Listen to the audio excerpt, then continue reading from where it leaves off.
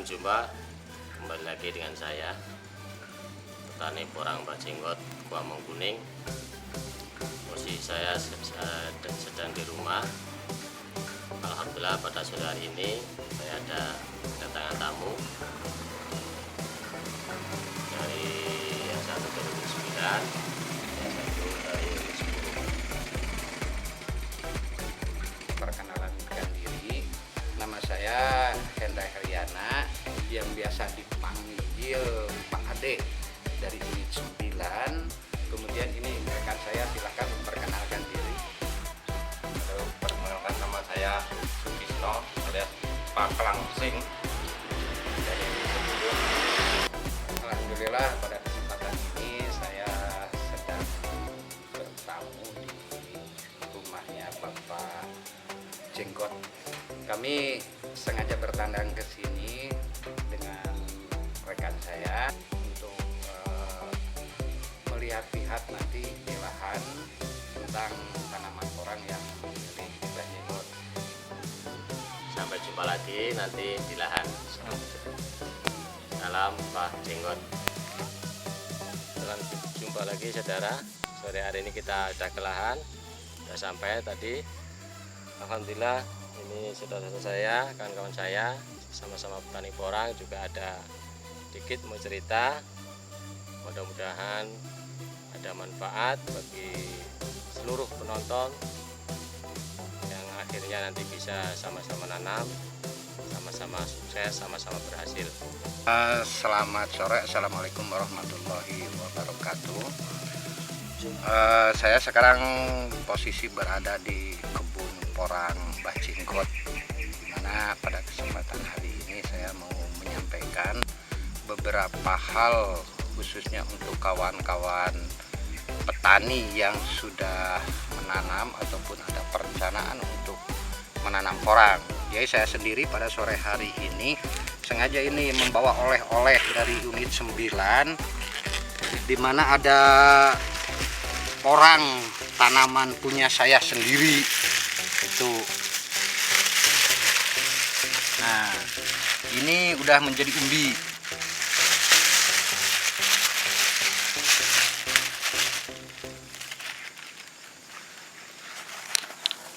Jadi bukan saya menggurui kepada rekan-rekan penonton, khususnya di Kuamang Kuning, ya umumnya yang di tempat-tempat lain di luar Kuamang Kuning. Di sini saya mau menyampaikan bahwa ada semacam keraguan-raguan yang masih kuat bagi masyarakat Kuamang Kuning, khususnya yang punya lahan perplantingan, di mana masih ada tanggapan-tanggapan bahwa katanya di Kuamang Kuning ini porang kurang cocok tanahnya, kemudian nggak bisa tumbuh. Nah, saya bertiga, saya, Mbah Jenggot, sama Mas Kisno sudah menanam. Alhamdulillah kami bareng-bareng nanam bertiga itu kisaran kurang lebih sekitar 30.000 batang, rata-rata hampir 10.000 batang lah per orang.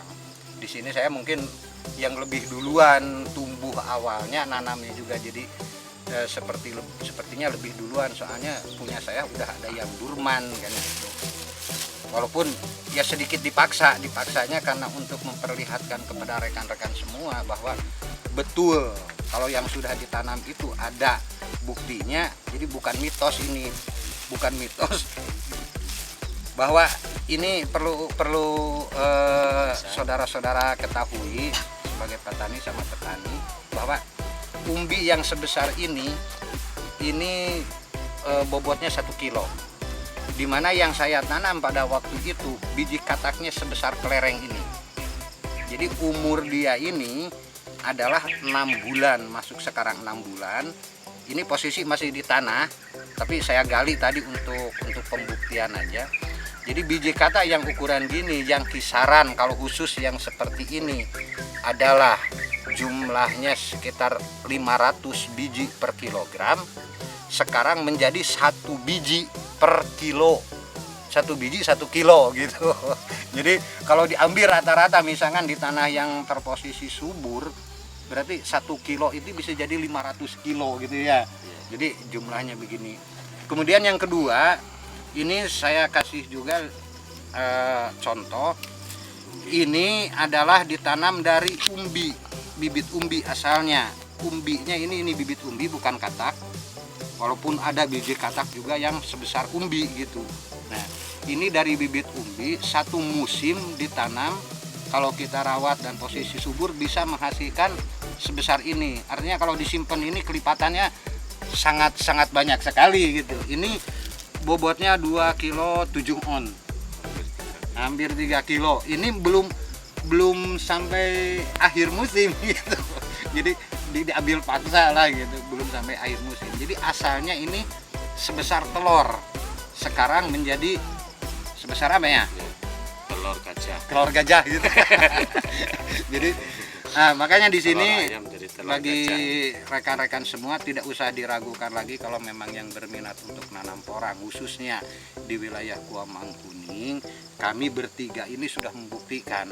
Jadi awalnya kami juga tidak ada keraguan-raguan.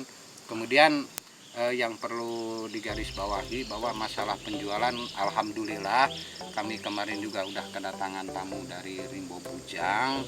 Malahan sekarang dia sudah minta data dari petani, khususnya kami bertiga ini, untuk memasukkan data nanti untuk dikirim ke pabrik dari pihak pengepul tentang nama, alamat kebun, jumlah tanaman, asal bibit dari biji katak atau dari umbi atau dari spora kan gitu.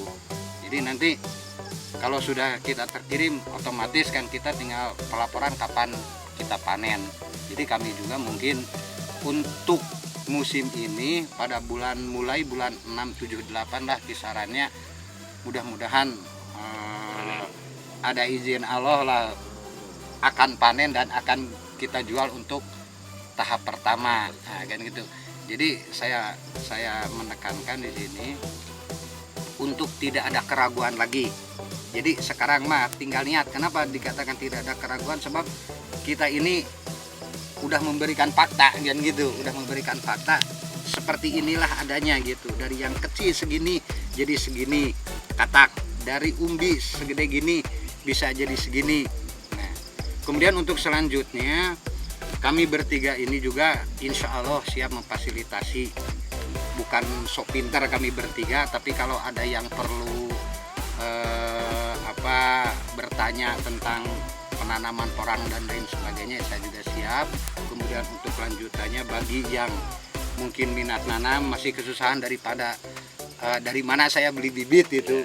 Jadi baik sama Pak Kisno, sama Mbah Jenggot atau sama saya sendiri.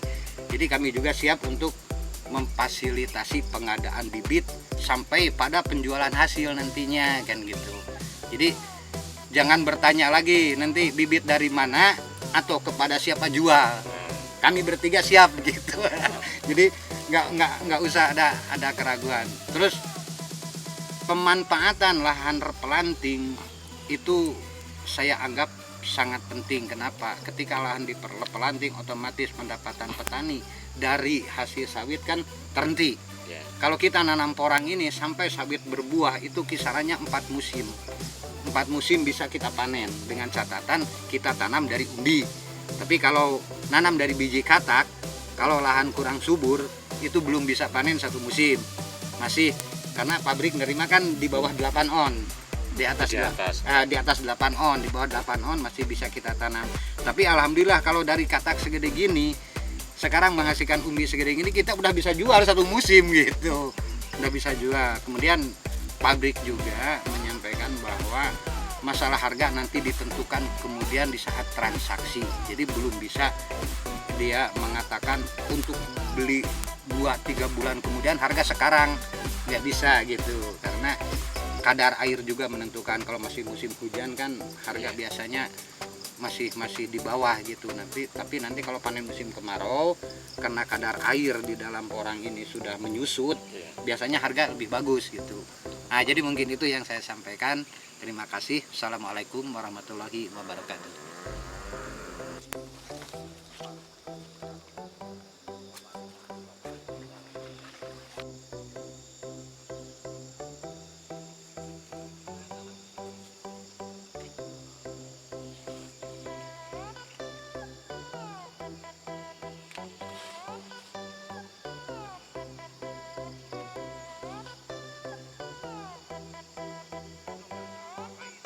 Oke, kawan-kawan sesama petani, saya sekarang posisi berada di kebun porang Barjenggot. Di sini saya mau ngasih perbandingan ya. Yang saya bawa ini adalah umbi porang. Umbi porang di mana ini berasal dari bibit umbi yang asalnya adalah sebesar ini.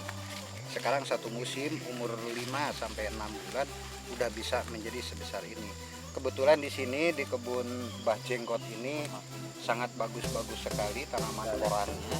Jadi kisaran dari batangnya yang sebesar ini untuk satu musim itu bisa menghasilkan gedenya segede inilah, kurang lebihnya gitu. Dengan catatan memang kita tidak bisa